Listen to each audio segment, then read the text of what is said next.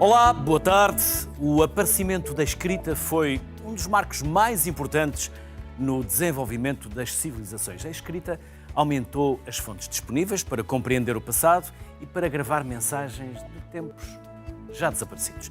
De símbolos a animais até ao alfabeto, a escrita está presente em todos os momentos da nossa vida. Do mais simples, como uma mensagem no papel ou no telemóvel, as escritas de guiões, de livros, de notícias para televisão, enfim, a lista é enorme. Vamos então conversar com quem faz da escrita trabalho e arte. Bruno Paixão é professor, investigador e escritor, e Analita Santos, autora, mentora literária, ativista literária. Dois convidados, daqui a pouco vamos ter mais intervenções à distância. E já agora permitam, mentores, ativistas literários, o que é que isso significa? Bruno. Luís, olá. Quem é mentor? Quem é um ativista? Bom, supõe a palavra, o entendimento, mas nada como ouvi-lo da vossa própria voz. Estamos a falar da escrita e de palavras e são apenas palavras.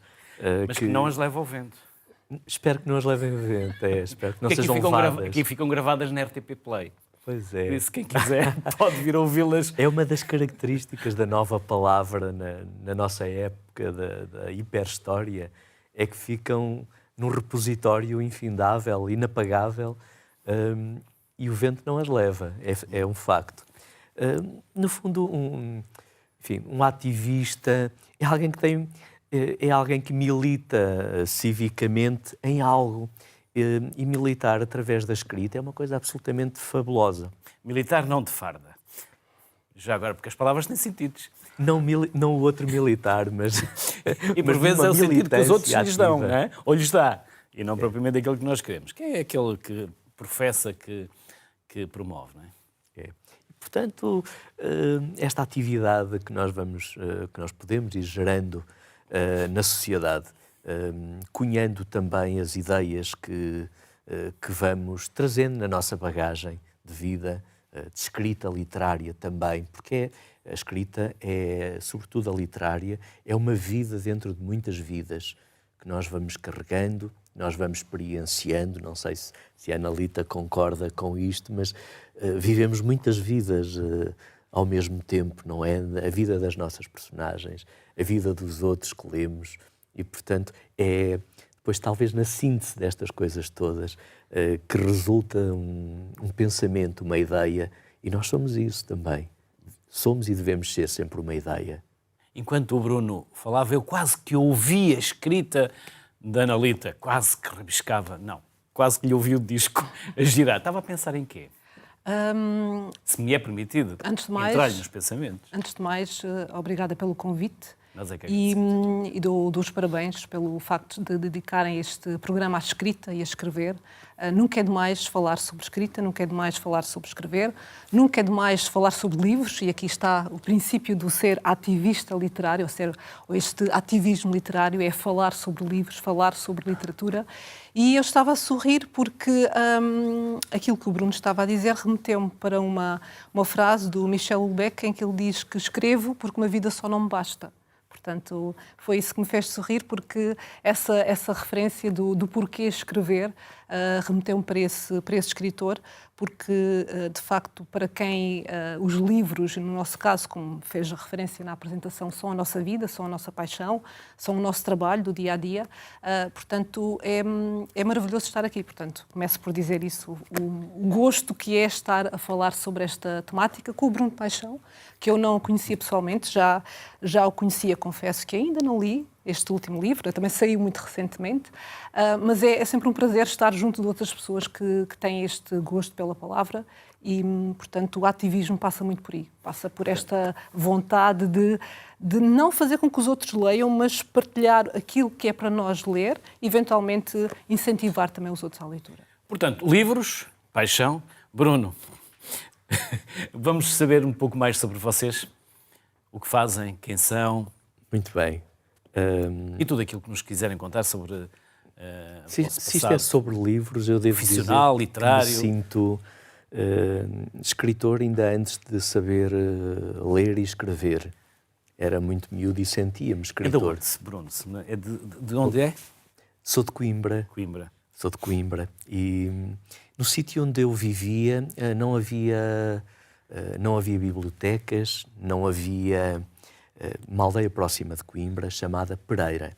E não havia bibliotecas, não havia livrarias, e o meu contacto com o livro começou com as deslocações da minha tia de Lisboa para Trás-os-Montes e parava em Coimbra. E trazia-me no Natal um livro. E esse era o meu livro, era o livro do ano. Era aquele que eu tinha para ler durante o ano. E, não passava lá a carrinha da Gulbenkian para distribuir livros? Já lá ia. Porque, no fundo, a minha tia trazia-me um livro e eu li-o na primeira noite. E depois? E então aí descobri o meu primeiro caleidoscópio, que era como ler trás para a frente para trás, interpolando capítulos. E lembro-me, o primeiro livro que tenho memória de ter feito isto e ter trabalhado muito nele, ter trabalhado com os sonhos. Sonhava muito com este livro. Era Um Bom Diabrete, da Condensa de Ségur, que ainda hoje mantém essa edição.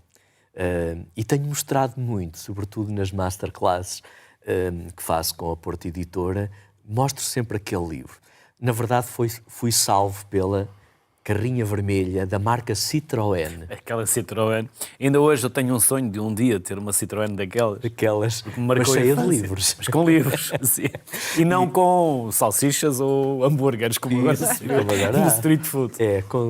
Com os livros. Mas essas não andam, essas estão ali para Essa biblioteca chegava sempre à hora certa. Portanto, a carrinha ambulante da Gulbenkian chegava 3 em 3 meses, à hora certa, que era durante a tarde. E como durante a tarde era desde o fim do almoço até um pouco antes do jantar, nós estávamos lá à espera da biblioteca, íamos fazendo filas e talvez tenha sido salvo pela primeira vez para a vida literária, de facto, por este marco, por este colosso da cultura nacional, que foram as bibliotecas da Fundação Carlos Gulbenkian, as bibliotecas ambulantes. E depois, claro, eu fui acumulando, fui gostando, fui escrevendo. Só concretizei este sonho mais tarde, porque dediquei-me à vida académica. Escrevo, sim, muita coisa, mas no âmbito académico, muitos artigos e livros, participação nas revistas científicas, enfim, todo este mundo em que somos obrigados, com prazer, obrigados, com grandes aspas. Para mim é um enorme prazer beber do conhecimento que vai sendo feito do tal estado da arte e, portanto, acabei por começar a escrever, um sonho que foi sendo adiado, mas um dia foi cumprido. E tive a enorme felicidade de poder começar a trabalhar desde a primeira hora com a Porto Editora e de chegar a muitos públicos.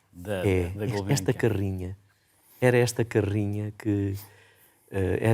foi esta carrinha que mudou a vida a muita gente e mudou a minha também. Não tenho nenhuma dúvida em afirmá-lo. E foi tão preponderante. Penso muitas vezes nisso, que talvez hoje não tivesse escrito nada se não fosse alguns sims que a vida nos proporciona, entre eles este que é chegar ao livro, chegar próximo do mundo literário, deste universo que é tão fantástico e em que podemos experienciar tantas vidas e que nos vão apetrechando depois para nos podermos aventurar, lançar o barco ao mar e neste mar da palavra, neste mar das letras e podermos aventurar-nos nesta comunicação, em sonhar o sonho do homem que sonha e também de passar esses sonhos a outras pessoas. E este convívio é talvez o que há de mais gratificante na vida de um escritor. E, portanto, é isso que fazemos. De tal maneira que quando, conjuntamente com a Porto Editora, decidimos lançar, agora vai para a terceira edição já, tendo passado por milhares de jovens, este programa de incentivo à escrita, eu senti-o sempre como uma missão pro bono e faço também em nome daquilo que eu recebi da vida e que recebi a partir da Fundação Carlos Gulbenkian com estas bibliotecas. Portanto, é com muito gosto que o faço, que convivo com outras pessoas. nesta experiência quase de imersão na vida literária e explicar-lhes, responder às suas grandes questões e mostrar-lhes que tudo tem um princípio, devemos experienciá-lo. Não é vendo um ciclista andar de bicicleta que vamos ficar a saber andar. É preciso pôr-nos em cima da bicicleta, cair. Ou esmurrar os joelhos, rasgar as calças. O Samuel Beckett, o dramaturgo e escritor irlandês que ganhou o Prémio Nobel da Literatura em 1969, tem de facto uma frase belíssima sobre isto. Ele diz que é preciso errar, errar mais e errar cada vez melhor. No fundo é isto que é preciso fazer quando nos aventuramos num processo de escrita. O problema é que vivemos numa sociedade que penaliza o erro, que não o valoriza e quase ostraciza quem erra. E antigamente íamos à máquina, tirávamos a folha e ia para o lixo, não é? Agora temos a capacidade de delete. Analita. Bem, a minha história tem alguns pontos similares com os do Bruno. Eu sou filha de imigrantes, nasci na Alemanha. Os meus pais, de certa forma, representam a vida de muitos portugueses que procuraram noutros países, neste caso na Alemanha, uma forma de conseguirem orientar a sua vida. E, curiosamente, eu fiz recentemente, no dia 20 de outubro, fiz 50 anos e regressei... Registro, não fui eu que perguntei. Não, mas faz parte desta minha história de vida, de alguma forma. Regressei ao meu país natal, estive lá até aos 5 anos, e quando voltei para Portugal, portanto, os meus pais eram de origem humilde, não tinham esse gosto de ler, nem o gosto de escrever, mas eu tive o privilégio de, curiosamente, através da minha avó paterna, ela era testemunha de Jeová, e para mim, naquela idade, 5, 6 anos, quando regressei, portanto, um livro era um livro. E as minhas primeiras histórias são as histórias bíblicas. Portanto, Sansão e Dalila... Também leu a Bíblia. Eu não sou Jeová, mas a primeira, eu li a Bíblia em banda desenhada de Jeová. Sim. De capa amarela, não sei se recorda. Exatamente. Ainda tenho esse livro. Eu também tenho. O meu primeiro livro de histórias bíblicas. Portanto, esse foi o meu primeiro livro, de certa forma. Para mim, não tinha nenhum cariz religioso, eram simplesmente personagens, Sansão, Dalila, Adão e Eva, então todas aquelas personagens enriqueceram o meu imaginário. E depois foram as bibliotecárias. Depois eu deixei de viver com a minha avó paterna, fui viver com os meus pais, em Lagoa, portanto eu sou do Algarve, e foram as bibliotecárias que me influenciaram no sentido de me incentivar para o gosto da leitura.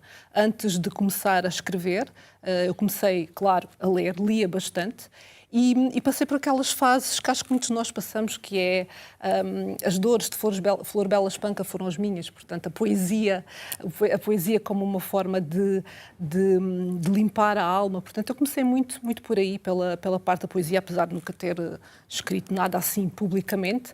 Eu era aquela que se chamava uma boa aluna, portanto, as minhas composições eram muito elogiadas, os professores faziam questão de ler as minhas composições, mas por questões... a história, se calhar, de alguns portugueses, também de algumas portuguesas, por questões financeiras não tive a oportunidade de estudar para muito longe. Acabei por estudar na minha área de residência, relacionado com o turismo, comunicação, mas a escrita esteve sempre lá.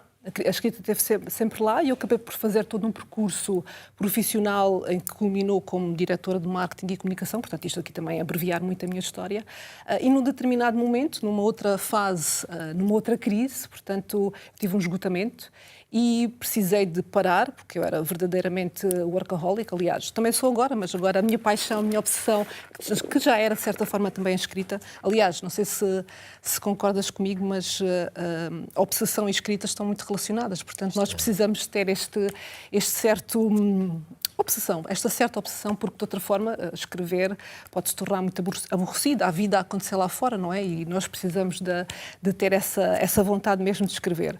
E então, nesse momento em que tive esse esgotamento, olhei para trás e nas minhas várias áreas, na minha área profissional, a escrita esteve sempre presente, portanto, como diretora de marketing e comunicação, tudo o que estava relacionado com a escrita, desde os comunicados de imprensa, ghostwriting, eu escrevia artigos para para os jornais em nome dos hotéis onde eu trabalhava. Portanto, quando fiz esse momento de paragem, eu olhei para trás e pensei, o que é que sempre foi aquela minha paixão? O que é que é algo que me move, além da leitura, portanto, sempre fui grande leitora. E naquele momento percebi, é a escrita. Portanto, a escrita é algo que realmente me move, que quero fazer disto a minha vida. E comecei a apostar em formação, fiz uma pós-graduação em escrita de ficção, fiz um mestrado, continuo sempre também permanentemente em aprendizagem. E depois veio outro momento, isto resumindo muito, veio outro momento, a pandemia, em que houve essa necessidade de mais uma vez nos reinventarmos e pensei a trazer esta minha paixão para o mundo online, para o mundo digital. E é aí que eu também chego a milhares de pessoas, através das minhas formações, através do Clube de Leitura, onde incentivo a leitura. Aliás, esta para mim é um tango que não pode ser dançado de outra forma a não ser a dois, a leitura e a escrita. E é isto, resumidamente, portanto, a escrita realmente é a minha vida e a leitura, o incentivo à leitura faz parte, portanto, da formação nesta área. Incentivo outras pessoas, enquanto estou a fazer o meu caminho também como aspirante a escritora, vou incentivando outras pessoas, porque não se ensina a escrever, mas há técnicas, há ferramentas, depois toda a componente também do marketing, da promoção do livro, que atualmente é impossível não pensar nessa realidade também, e é isso que eu faço no meu dia-a-dia. Então vamos saber também o que faz, para além desta simples e resumida apresentação de quem está à distância via Skype, é o João Ramos, guionista, e a Margarida Fonseca Santos, escritora. João, começamos por si. Olá, eu posso começar por dizer que a escrita estava fora do meu radar, não estava nos meus planos de tornar-me guionista. Eu, aliás, a minha irmã lia os livros dos 5 e dos 7 e eu simplesmente não E o Tim, tentei e o lê-los. cão, e o cão. Sim, não nos todos esquecemos eles, do cão. Mas eu não lia, não gostava. Não lia? E eles, a minha família tentava incentivar-me e nunca gostei realmente de ler, provavelmente porque estava a ser obrigado a ler. Só comecei a ler bastante mais tarde, aos 20 anos, e não romances, mais ensaio. Portanto, a minha relação com a escrita, guionismo, veio mais tarde porque eu acabei por ir para cinema e foi na escola de cinema que eu tive o professor Mário de Carvalho que nos deu aulas e que nos pôs a escrever cenas cinematográficas e deu-me um gozo enorme porque é uma escrita completamente seca, é uma escrita sem poética literária nenhuma. E é uma escrita, é um burro de carga das imagens. Uma pessoa tem que pensar por imagens e por sons. E eu achei, isto eu consigo escrever desta maneira. Aliás, até era uma forma de me vingar das palavras, que nunca tive uma boa relação com elas. E foi assim que me levou, quando eu percebi que os bons filmes eram bons filmes porque estavam muito bem escritos, foi assim que eu me reaproximei da escrita. Foi através das imagens e da relação que as palavras têm com as imagens. E continua a ser assim hoje. Margarida. Bem, eu era uma leitora compulsiva desde muito novinha, porque para já havia uma situação engraçada que era, eu estava numa escola inglesa, até aos 6 anos, e contavam-nos histórias todos os dias, e quando passei para a escola portuguesa não havia biblioteca de sala, estamos a falar na década de 60, não é? Eu sou um bocadinho antiga. E não havia biblioteca de sala, não se liam livros, enfim, não havia nada, nenhum contacto com histórias, e eu realmente precisava disso, e portanto comecei a aprender a ler rapidamente para poder ser leitora autónoma, não é? E portanto comecei a ler e sempre gostei muito de escrever, mas só se me obrigassem, ou seja, diziam-me, tenho que escrever uma composição, na altura eram redações sobre qualquer coisa, e obviamente eu escrevia, não é? E tinha sempre ótimas notas e bons recursos, mas nunca pensei passar por isso, até que a vida prega-nos partidas, não é? E eu realmente comecei a escrever para crianças, porque inventava histórias para os meus filhos e contava-lhes histórias, e também para adultos, foi absolutamente simultâneo. A escrita para adultos, para mim, é uma escrita muito, muito interior, muito profunda. Às vezes há livros que levam muito tempo. Estava-me a lembrar, por exemplo, do livro de nome Esperança, que teve agora esta reedição bonita. É um livro sobre a loucura. E, portanto, eu estive dentro do livro e a pensar em cenas do livro durante 13 anos, e só escrevi ao fim desses 13 anos. Ao passo que na escrita, por exemplo, para jovens, este romance juvenil que saiu agora este ano, que não me magoas mais e que tinha como objetivo falar sobre a violência no namoro, são escritas um bocadinho diferentes, ou seja, tive de estudar muito, de ler muitos depoimentos, de falar com pessoas, para conseguir entrar. Eu só consigo começar a escrever quando tenho a primeira cena do livro. E aí aproximo muito da questão do guionismo, porque para mim a escrita de diálogos em romance é fundamental. E portanto, eu tenho que ter uma cena imaginada, tenho que sentir uma cena até começar a escrevê-la. E portanto, andei a estudar o tema, e depois é uma escrita muito mais intensa, muito mais absorvente. Não que seja para dar, não é nada para dar lições de moral, nem ensinar nada, não tem nada a ver com isso. Tem a ver com, no fundo, ter a certeza de que os leitores vão ser provocados a pensar. E nesta questão da violência do namoro, para muitos jovens, e isso é preocupante, é considerado como normal, e portanto, no fundo, todo o livro mostra que não, e como é que podemos ajudar o que está à disposição, ou seja, é uma escrita muito mais focada, mas é engraçado porque eu não consigo escrever a pensar em quem vai ler, eu tenho que escrever para mim, eu tenho que me comover, etc. Eu não escrevo a pensar no público, é ao contrário. A Margarida e o João vão manter-se connosco mesmo à distância durante o programa, e esta primeira pergunta que eu vou colocar é para os quatro, começo aqui pela Analita, e depois podem diversificar nas respostas e nas abordagens, se assim entenderem.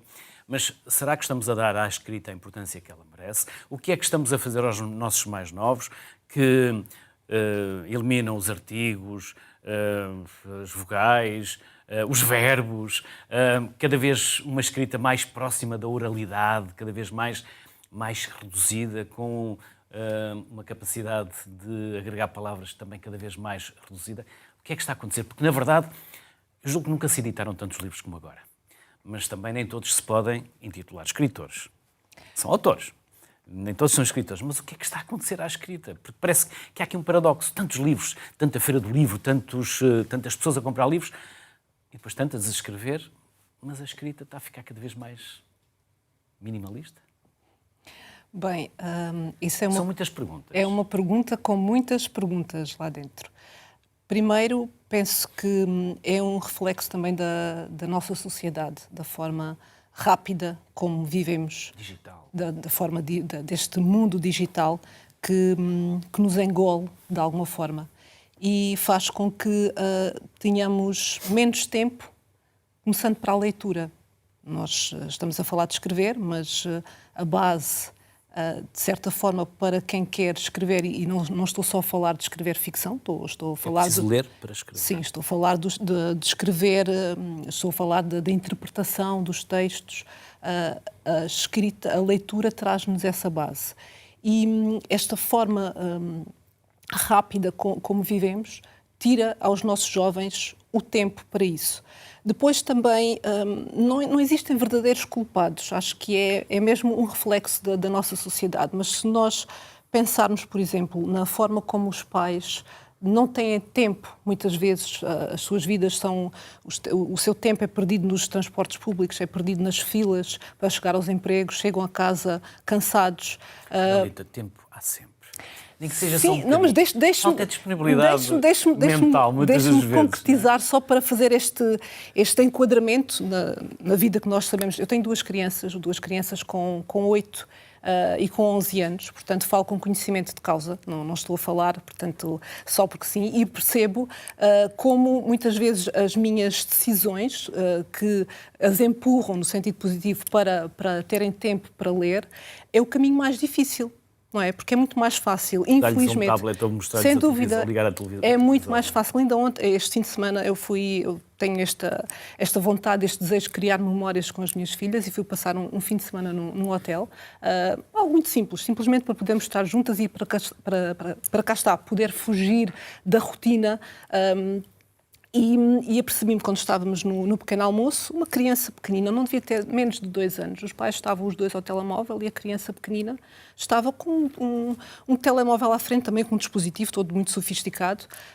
E aquela era a refeição das pessoas. Portanto, tudo isto acaba por condicionar de alguma forma. É muito mais difícil o caminho de aquilo que eu e outros pais, felizmente, também acabam por ter, que é levar um livro para as crianças poderem eventualmente ler, um caderno para poderem estar a pintar. Simplesmente tudo isso depois é algo que quando nós temos essa teimosia, tem frutos. De outra forma, portanto, a forma mais simples de entregar um tablet e entregar um telemóvel acaba por depois trazer estes problemas. Uma coisa que me custou imenso, eu há algum tempo dei aulas na faculdade, na Universidade do Algarve, e fui dar escrita criativa, fui dar também essa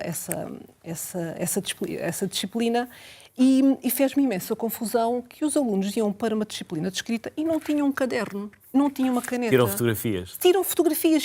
Desculpem lá, na minha classe, na minha aula, eu quero que vocês tenham um caderno, eu quero que vocês escrevam, porque é uma coisa que para nós, pelo menos para mim, ando sempre com um caderno e com uma caneta, mas muitos jovens perderam esse hábito da escrita. Claro que se não escrevem, quando estão depois, escrevem à mão, quando estão depois a escrever num telemóvel, claro que a tendência é para cortar palavras, aproximar cada vez mais da oralidade. Portanto, há todo aqui um trabalho de incentivo que começa com os próprios pais, depois na escola também, e o exemplo dos pais também é importante, mas também não, porque no meu caso os meus pais não liam e não foi por isso que eu não desenvolvi este gosto pela leitura. Mas a sua pergunta realmente acaba por ter muitas perguntas. Eu fiz várias, para cada um pega por onde achar que é mais útil a sua intervenção. Mas passa um pouco por aí. A questão do tempo, como estava a dizer, não se coloca, porque quando nós temos vontade de ler ou temos vontade de escrever, acordamos. Eu tenho, por exemplo, na minha comunidade de escritores, tenho algumas pessoas que são médicos, não é? Não vivem só para a escrita, alguns já ganharam prémios literários e tudo mais, e têm muitos filhos. Um deles, estou-me a lembrar de um casal em particular que tem 4 filhos, ele é oftalmologista, ela é ginecologista, ela, entretanto, abriu uma editora, ele escreveu, ganhou um prémio literário. E escreve à mão.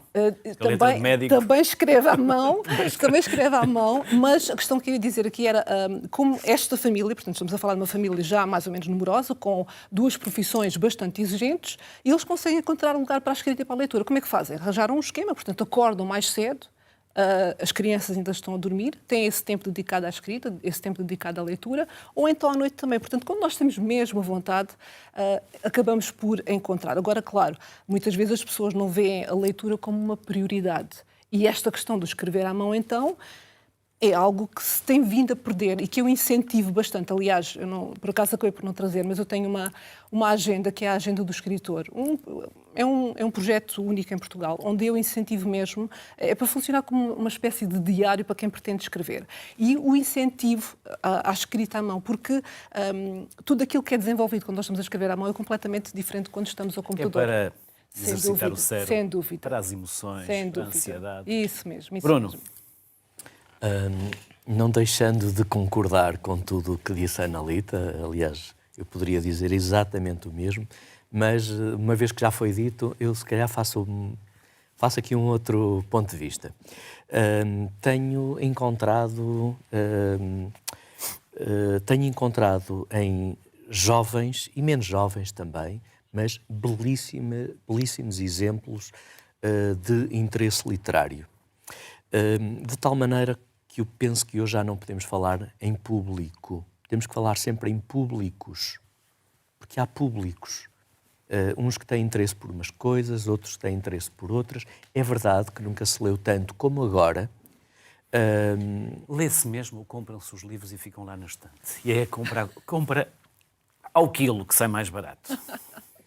Não consigo falar pelos outros, mas consigo falar por mim. Tenho, como disse, tido fantásticas experiências de pessoas que me vêm falar das personagens dos meus livros. Mais novos ou mais velhos? Da voz narrativa. Ou é transversal? E jovens também. Isto é absolutamente fantástico. E contraria uma ideia pré-concebida que eu tinha. E eu costumo dizer que, bom, onde é que se deve anotar coisas? Estou sempre a anotar coisas no telemóvel. É o que está sempre à mão, não é? Estou sempre, abro sempre blocos de notas e estou sempre falas, alguém que eu vi, frases, ideias, caracterizações enfim, do tempo, da chuva, do vento, do cheiro. E, portanto, às vezes, quando estamos fechados em nós e naquela introspeção e percebemos que há um mundo exterior que vem até nós e é preciso registá-lo, eu digo, bom, façam isso onde vos der jeito, mas não percam as ideias. Foi assim, aliás, Luís, que o Hemingway acabou por escrever O Velho e o Mar, porque ele guardou um recorte de jornal. Era o print screen daquela altura. Ele guardou um recorte de jornal sobre um homem, um Santiago, que já não pescava há 3 meses, não pescava nada. E então há um dia que vai pescar e um peixe enorme, um espadim, que fisga o anzol e arrasta-o. O homem foi encontrado 2 dias e 2 noites depois, a cerca de 60 milhas da costa cubana. E foi isso que deu origem, foi essa história que veio publicada no jornal, que deu origem depois ao Velho e o Mar. Bom, e o Ernesto Hemingway lá escrevia com a sua maquininha. Eu escrevo... Bom, nós podemos escrever de muitas maneiras. É verdade que eu só consigo ler, porque também lemos de forma tátil, no papel. Só consigo ler no papel. Não no ecrã. Ainda não consigo estar no 2.0 da leitura. Ainda leio Mesmo no jornal? Mesmo que seja um jornal? Não. Mesmo o jornal, eu leio no papel. Sou um ávido leitor de jornais, venho também do tempo em que fui jornalista e, portanto, sou um ávido leitor. Não passo o dia sem jornais, mas leio no papel. É outra leitura, é outra absorção. E tem cheiro. E tem um cheiro. O cheiro do papel. E tem um cheiro. Não é à toa que a FNAC agora tem uma secção em que os livros têm um cheiro. E a pessoa vai lá e identifica, porque nos ativa os sentidos. E as marcas das roupas. Isso é percebo que diz a comercial. Anelita. Isso é comercial. É, claro que é. Que é claro para incentivar que é. a compra. Claro que é. Seria nefasto ou incompreensível se não o fizessem. Mas eu percebo a Anelita quando diz que nós temos que ativar todos os sentidos. E assim é na escrita. Todavia, costuma-se dizer, os dedos é que escrevem, não é a cabeça que pensa. Então nós deitamos os dedos ao desafio e eles começam a escrever coisas, sobretudo para quem escreve como eu, que não sabe o que é que vai escrever. Depois voltamos atrás a para fazer a pontuação. Pois é, e não se deve editar. Saramago não voltava muito atrás. Costuma-se dizer também, não se deve editar. E o papel ajuda nisso. Sim. A não editar, enquanto a criatividade está na sua potência máxima a escrever. E, portanto, aquilo que eu acho é que sim, o papel ajuda em tudo. Há muitos vícios que depois não conseguimos ter. Eu tenho o péssimo vício de fazer uma coisa que digo para os outros não fazerem, que é ir atrás e editar. Porque, entretanto, como se estivesse a perder criatividade, mas eu sei que não a perco. Sempre que vamos rever um texto, vamos alterar. Mas revejo sempre alguma coisa. Sim. Revejo sempre alguma sempre coisa. Ali mais não seja uma gralha qualquer no computador. Leio no papel, escrevo no computador diretamente. Não foi premeditado, aconteceu-me assim. Também acho que para aqueles que consideram que têm mais ou menos inspiração para escrever e por isso são escritores ou não são escritores, ou que o escritor só tem inspiração, eu quero dizer que é um lapso total. Eu não sei o que é inspiração. Não faço ideia nenhuma do que possa ser. Mas não há dias em que nos sentamos e não sai. Luís, se o escritor escrevesse apenas quando tem inspiração, talvez no fim da sua vida literária tivesse escrito um livro ou nenhum. Mas eu vou discordar aqui, Bruno. Eu não sei o que é inspiração. Escrevo todos os dias. É preciso trabalhar hábito, todos os dias. Dizíamos há pouco, é quase como respirar. Mas e não sei o que vou escrever a seguir. Isso causa um certo sofrimento, não é? Vivemos muito atemorizados. O que é que eu vou escrever amanhã? Eu não faço ideia para onde é que a história vai evoluir. Já agora, foi aqui que eu ouvi o meu segundo sim literário. Foi a Carmen Yanhas, que é a viúva do Luís Sepúlveda, que um dia descemos num hotel para tomar pequeno almoço, sentámos-nos juntos, não nos conhecemos naquele instante, conhecíamos a obra e ficámos a falar de Luís Sepúlveda. E é claro que eu queria perguntar-lhe coisas sobre Luís Sepúlveda, mas ela é uma extraordinária poeta também, e aquilo até parecia injusto, mas parecendo adivinhar aquilo que eu queria saber, a Carmen responde-me: o Lúcio tinha uma característica, portanto, o Luís Sepúlveda, é que nunca ia atrás de uma história. Dizia que era sempre a história que vinha ter com ele. E aquilo acabou por me salvar, porque eu achava que estava a fazer tudo ao contrário, por não saber o que é que ia escrever a seguir. Mas temos sempre gavetas de memória. Vamos abrindo e vamos fechando. Que vamos abrindo, vamos fechando, às vezes sem darmos conta, e que estão também suspensas nos muitos modos de vida. Nós não conseguimos parar o vento com as duas mãos. Mas, Analita, queria discordar. Não, eu queria fazer um comentário, acrescentar algo em relação à questão da inspiração. A inspiração, servindo de mote para começarmos a escrever, claro que não.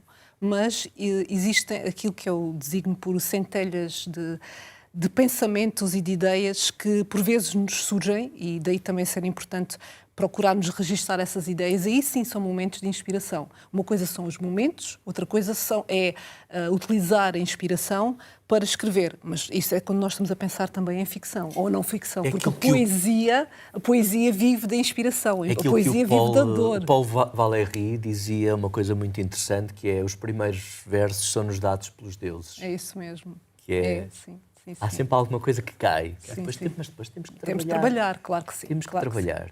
Sim, Margarida, a Margarida ainda aprendeu a escrever em cadernos de 2 linhas? Sim, claro.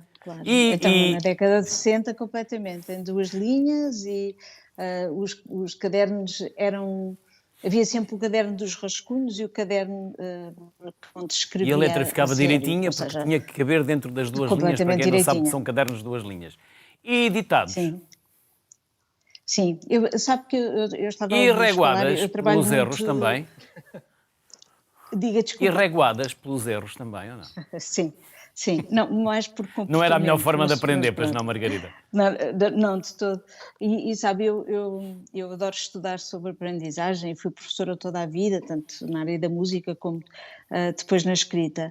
E descendo um bocadinho e pensando na escrita criativa para crianças e jovens, de facto, uma das coisas que se tem que, e aí concordo completamente com a Analita, que é a primeira coisa que se tem que tirar como quase um filtro, é que nós todos somos criativos. Eu costumo dizer aos meus alunos que mesmo o pior inimigo que vai dizer mal de nós ou para fazer queixa, ele é criativo na sua forma de ser péssimo, não é? Portanto, nós sabemos que há imensa gente criativa em coisas que não interessam, mas a verdade é que a criatividade trouxe-nos até conseguirmos registar ideias, não é? Primeiro vieram as histórias, depois registamos as ideias e depois os livros surgem. E é muito engraçado porque aquilo que eu trabalho com crianças e jovens é sempre, no fundo, dar-lhes alguns constrangimentos que os empurram para escrever. Por exemplo, imagine se nas histórias em 77 palavras eu tenho que usar 7 vezes a palavra não. Aquilo que acontece é, qual será a primeira frase, e depois começamos a contar as palavras que faltam, quantas vezes é que já pusemos não, e vamos avançando, ou seja, realmente a história vem ter connosco, porque nós, no meio de andar a tentar virar, dar a volta, ver se consigo escrever mais um não, ainda me faltam 2, etc., nós deixamos que as histórias nos conduzam. E o engraçado é que trabalhei uma vez, foi a única vez que tive tanto tempo com as mesmas crianças, e trabalhei no 2º ano, portanto a 2ª classe de antigamente, no 2º ano, no 3º e no 4º, um período em que eu tinha 1 hora com eles todas as semanas, de escrita.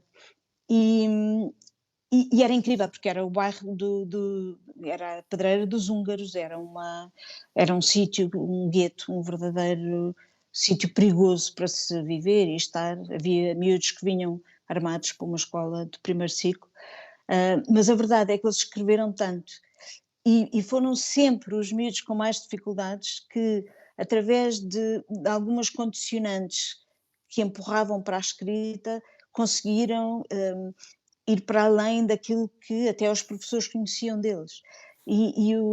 A coisa mais comovente que aconteceu foi chegarem ao final do ano, do 4º ano, e tiveram uma prova de aferição. E aparece o texto livre, que é a pior coisa que se pode fazer a alguém, não é? Dar-lhe uma folha branca e diz escreve.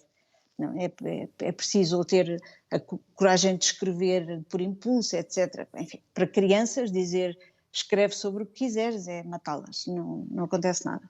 E nessa prova da aferição aparecia o tema livre. E os miúdos ficaram aflitos, até que houve um, que era um dos mais fraquinhos, que disse só assim: se estivesse cá a Margarida, e de repente cada um deles foi-se lembrar de um desses exercícios de palavras obrigatórias ou de cenas ou de cheiros, tudo aquilo que foi, no fundo, que lhes foi apresentado para os conduzir até à escrita e às histórias, e tiveram resultados extraordinários. Ou seja, de facto é preciso, mas também é preciso tempo. E eu acho que na escola, eu trabalho muito em formação com professores, portanto conheço muito bem o ambiente de escola e vou às escolas com frequência. Há pouco tempo para escrever e para ler também. Ou seja, já estamos preocupados em dar espaço à leitura, temos o Plano Nacional de Leitura, temos agora os 10 minutos a ler, e eu gostava sinceramente que conseguíssemos fazer nem que fossem 7 minutos ou 17 minutos a escrever, mas que fosse uma prática diária num caderno. Aí concordo completamente com a Analita. A relação até com a página visualmente, o que riscamos, o que anotamos ao lado, o que passamos a limpo, é feito, no fundo é feito de uma relação entre aquilo que pensamos, aquilo que sentimos e aquilo que estamos a escrever, a rabiscar. E eu acho que a escola precisava, no fundo, de ter programas que não fossem tão obesos e dessem espaço para se aprender de facto a escrever.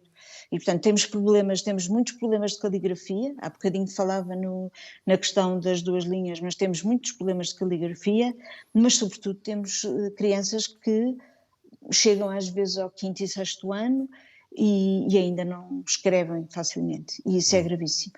Devia escrever-se todos os dias. Mas eu também trabalho com pessoas com mais de 70 anos e é muito engraçado ver como as pessoas podem transformar, às vezes, memórias de família ou memórias de um percurso escolar, o que for, em pequenos textos, em pequenas ficções, conseguirem dar o passo para escrever algo que não aconteceu e que foi inventado. E é muito bonito ver como, no fundo, nós vamos trabalhando no papel, vamos dando às vezes são uns repousados, outras vezes são umas ratoeiras, outras vezes são pequenas coisas que damos para o texto, às vezes uma imagem com um espaço ganchos, não é? E uma porta, enfim, para escrever. E portanto isto é transversal a todas as idades. João, escrita, imagem, narrativa, podemos ir por aí, ou se quiser tomar o raciocínio que estávamos aqui a discorrer anteriormente. Já se falou de tanta coisa aqui que com as quais eu me relaciono e quase que apetece intervir, não interromper, mas intervir como se fosse uma conversa. Mas intervenham, porque isto é uma conversa e os vossos microfones estão abertos para se completarem, por isso disponham. Mas sem dúvida, no guionismo também tem que haver um momento, a inspiração nunca se sabe quando é que ela vem, mas tem que haver um método de escrita e um compromisso. E eu também dou aulas e eu costumo dizer aos meus alunos aquilo que o Picasso dizia, que era: se a inspiração me visitar, eu quero que me encontre a trabalhar. Portanto, nós não podemos contar com inspiração sempre, mas se estivermos a trabalhar, é provável que consigamos dar forma àquilo que a inspiração nos traz. Também identifico muito bem, tem que haver no início de uma história, tem que haver algo que vem dos céus, não se sabe de onde é que vem, mas que nos inspira ao ponto de, ok, eu vou-me debruçar a este personagem ou a esta situação. E eu penso que não haverá... O ato de construir uma narrativa é transversal a várias formas de expressão, seja a escrita, seja o guionismo, teatro, banda desenhada. Também me debato muito com o dilema do ruído mediático que há hoje em dia. Acho que temos excesso de histórias. As histórias são importantes para nós vivermos e para encontrarmos o sentido da nossa vida, mas como é que nós encontramos a história certa que eu estou a precisar? Acho que as histórias e as narrativas são terapias e está cada vez mais difícil navegarmos. Pessoalmente, eu construo histórias para, primeiro, encontrar o meu sentido de vida, e eu acho que toda a gente deve escrever ou construir uma narrativa para encontrar um sentido da vida, e nada melhor do que consumir histórias, ler ou ver filmes para nos inspirarmos. Escreve, já agora, João, escreve à mão, à máquina ou no computador? Já experimentei as várias modalidades. E o que é que te escorre melhor? À mão, na máquina ou no computador? É giro porque à mão e na máquina obriga-nos a pensar mais antes de escrever o que quer que seja. E acho que isso está Até a perder depois, com o computador. Até Sim. porque depois temos que rasgar a página ou a folha e deitá-la ao lixo. No computador voltamos atrás, é mais rápido, não é? Não necessariamente, mas obriga-nos a pensar, a dar um bocadinho mais de tempo de raciocínio para a coisa ficar... Porque, de facto, ou temos de riscar, ou deitar fora, ou o que quer que seja. E a máquina de escrever obriga a esse trabalho. No computador, nós como podemos apagar logo a seguir e reescrever, e muitas vezes cometemos o erro, que eu agora também identifico, acho que foi o Bruno que falou, o erro de reescrever uma coisa que ainda não está escrita. Estamos a escrever e depois temos a tentação de melhorar qualquer coisa que ficou ali para trás. E eu já percebi da minha experiência que isso não é um bom método. Primeiro há um momento para escrever e depois há um momento para reescrever. Quando estamos a reescrever, somos espectadores do que acabámos de escrever e vamos estar a ser juízes. E quando estamos o espectador ali a dizer isto está a ficar mal, a escrita não flui. E estamos constantemente a editar e bloqueia o processo. Isto é um mundo, basicamente. Isto é um mundo e acho que há várias modalidades de escrita. Inclusive, eu já experimentei usar as plataformas de inteligência artificial que eu detestei, mas é incrível o que elas constroem. Não é? Constrói-me aqui um enredo com estas personagens, com estas situações, e ele constrói. É um bocado até assustador, apesar de ter assim, um sabor de clichê. Ou seja, não acho que seja o futuro da escrita, mas acho que os mídia vão se apropriar disso por motivos de eficiência. É um bocado assustador. Portanto, eu lido com este dilema do ruído mediático. Há muita coisa, há muitos livros a serem editados, há muitos filmes a serem editados e faz-nos falta um momento de introspeção, que eu acho que não vai desaparecer. É só fechar um bocadinho as portas e reencontrar esse prazer com a escrita, com a construção da narrativa. Eu também dou aulas e noto também os alunos a escreverem cada vez mais com abreviações. Os meus filhos já não usam pai, posso o pão? Ao invés de dizer posso comer o pão, estão a cortar ali... Comeram o verbo. Exatamente. Comem o verbo, comem os artigos, não é? Depois quando escrevem, comem as vogais. Mas é transversal. Parece que é um fenómeno que... Não sei porque é que é viral. Porque é que é viral esta questão de cortar frases na palavra. E agora é outra, João, que é dizer que... Começam as frases por dizer que... Dizer que? Por acaso ainda não tem essa. Não. Está muito na moda. Antigamente era é assim. Começavam-se as frases é assim. Agora é dizer que... Está na moda, até porque os comentadores também o dizem, então depois todos seguem carneiradas. Já voltamos. Nós temos 2 minutos para cada um no limite, porque já estamos quase a acabar. Não vos vou condicionar apenas e só orientar-vos também naquilo que eu tenho aqui à minha frente, que são os livros, e aquilo que vocês, entretanto, acharem que é interessante para a vossa última intervenção. Por isso, Bruno, os 30 nomes de Deus. E depois também podemos ir falar ao plano de escrita, portanto, à formação. Dizer apenas... Dizer que? Dizer apenas, para pegar nos comentadores, bom, há muitas maneiras de escrever, não há uma única maneira de escrever. Eu acho que podemos escrever em todos os sítios, menos na areia, porque vem o mar e leva o que deixamos, também não no gelo, porque acaba por derreter e perde-se tudo. De resto, eu acho que nós podemos... Mas o mar também enrola na areia. Bruno, o mar também enrola na areia. Já dizia a música, não é? E a letra da música. Mas enrola, mas apaga. De tal maneira é o Fica na enrolanço. memória, fica na memória. E as formações? Os 30 Nomes de Deus é um livro que começa com uma pergunta. E a pergunta é: quem somos nós? Quem sou eu?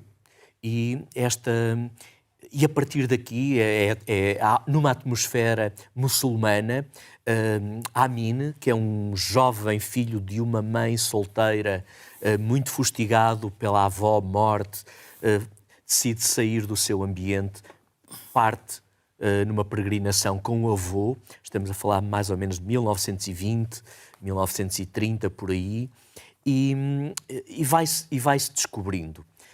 Amin é como se fosse um Jesus Cristo nascido nos tempos modernos, filho de uma mãe solteira, como eu dizia há pouco, e vai encontrando muitos dos episódios que também encontrou Jesus Cristo. E, portanto, é uma aventura contemporânea que eu acho que os leitores vão gostar. E o incentivo à leitura e à escrita?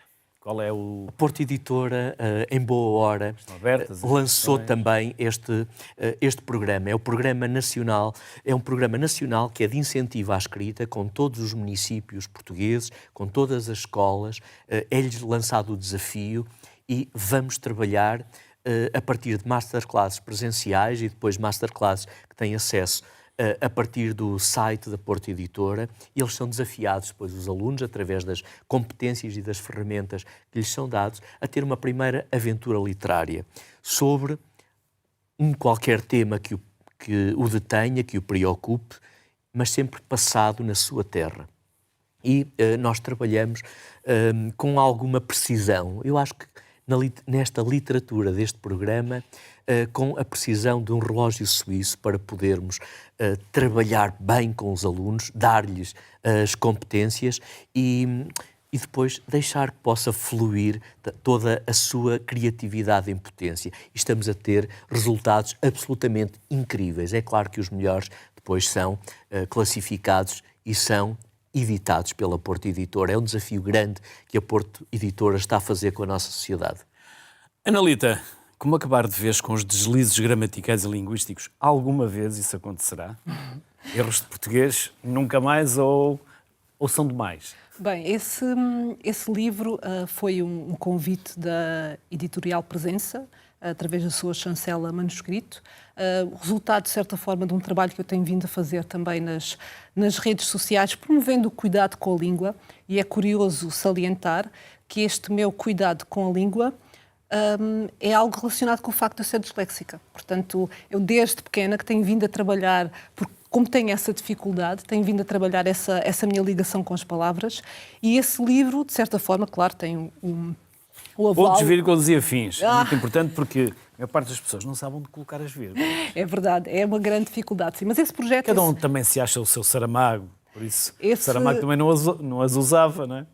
Usavas da sua forma muito particular. Mas não na forma gramatical correta. Isso daria uma outra discussão.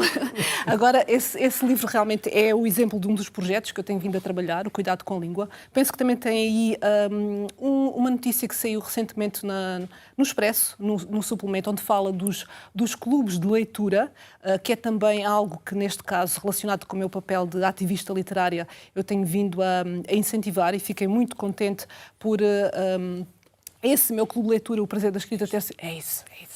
É hora de mostrar. Sim.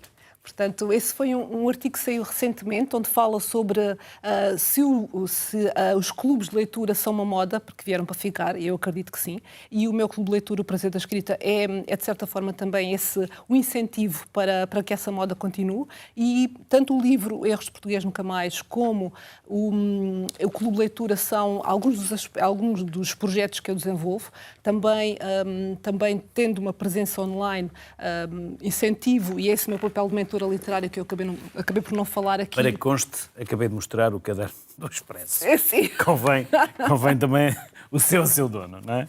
Sem dúvida. E fiquei muito contente com essa reportagem, o facto da jornalista ter tido esse cuidado de fazer um levantamento dos clubes de leitura que existem a nível nacional, não só online, mas também presenciais. É um movimento que tem vindo a crescer e é o nosso contributo, de certa forma, para o incentivo da leitura.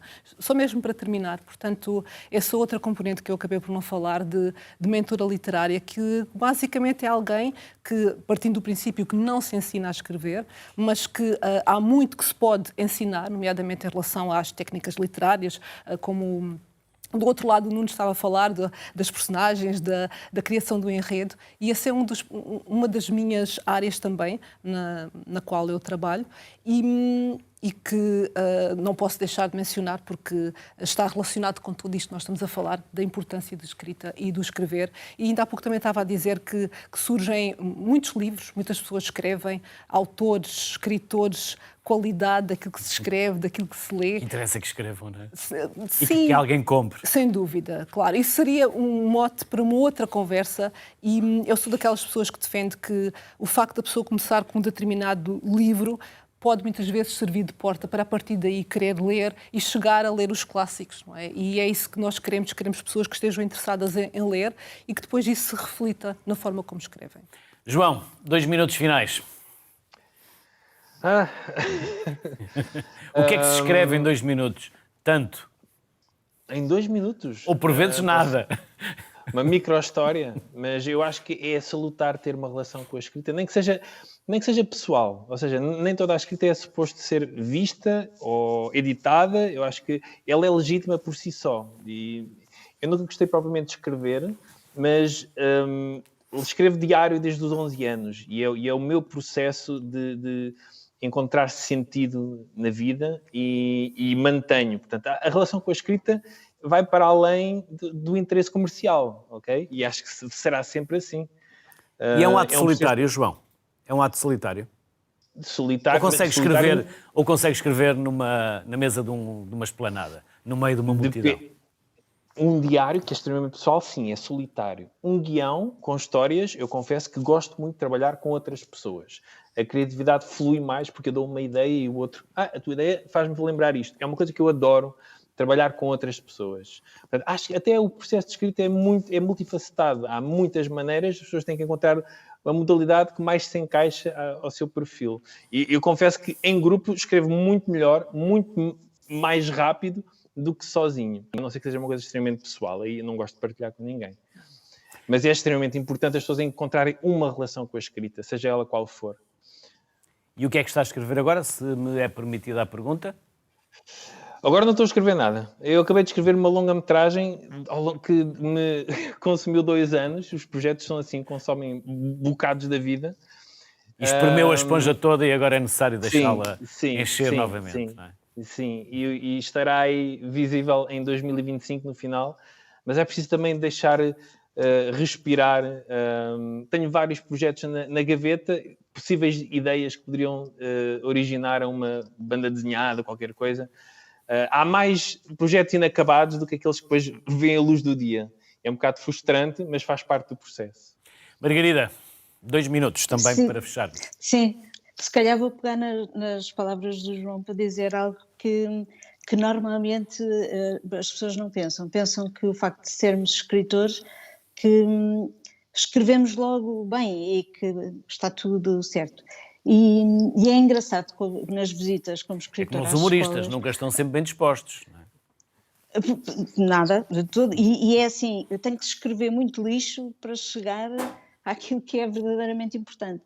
E quando eu digo aos miúdos que há muita coisa que deito fora, outras guardo porque sei que se calhar poderão fazer alguma coisa, e algumas nunca lhes pega outra vez, mas no fundo é um pouco, realmente é andar com um caderno e ir registando uma série de coisas, mas para se escrever, para publicar, digamos assim, deita-se muita coisa fora. Mas aquilo que eu gostava de falar era realmente nesse peso que a escrita pode ter na vida de cada pessoa. Não temos, agora, até os pais às vezes dizem, a minha filha quer ser escritora, falta tanto caminho, não é? E fico assim um pouco chocada, porque aquilo que eu penso mesmo é que as pessoas precisam de escrever para si, para se compreenderem, para compreender uns outros, para ver a vida através dos olhos de outros. Eu gosto imenso de escrever na primeira pessoa, com várias personagens, ou seja, estamos a contar a mesma história, mas há olhares completamente diferentes, e é isso que nos faz crescer. E muito do que escrevo são coisas muito, muito curtas, mas que representam para mim muito. Porque quando, de facto, chegamos ao ponto de estar a escrever, pensando que eventualmente se vai ter um texto acabado, não necessariamente para publicar, mas que estamos a trabalhar o texto, depois há um certo namoro, depois alguma zanga, andamos à procura da palavra certa, da imagem certa. Portanto, de facto, a primeira escrita, no meu caso, não é? Porque cada escritor faz de sua forma, a primeira escrita é completamente vertiginosa e rápida enfim, eu não consigo escrever sem pôr a pontuação que quero, mesmo que ela seja fora da norma, mas é uma coisa rápida. É uma coisa rápida. Rápido também é o tempo, Margarida. Rápido é o tempo, porque okay, já ultrapassámos, já ultrapassámos 2 minutos o nosso tempo. Pronto, também é curto. Mas depois realmente esse trabalho de voltar atrás e repensar e voltar a escrever muitas vezes, não é? Margarida, João, Analita e Bruno, obrigado por estes 62 minutos de escrita falada. Obrigado. Passou rápido, porque quando é conversa e é sobre coisas que se gosta, passa depressa. É verdade. Quando é uma entrevista, É nunca verdade. mais passa. Obrigado pela vossa simpatia, obrigado pela vossa disponibilidade. Bem-ajam. A palavra escrita permite-nos saber e comunicar, mas também dar liberdade à nossa mente. Criar e inspirar. Saúde. Até amanhã.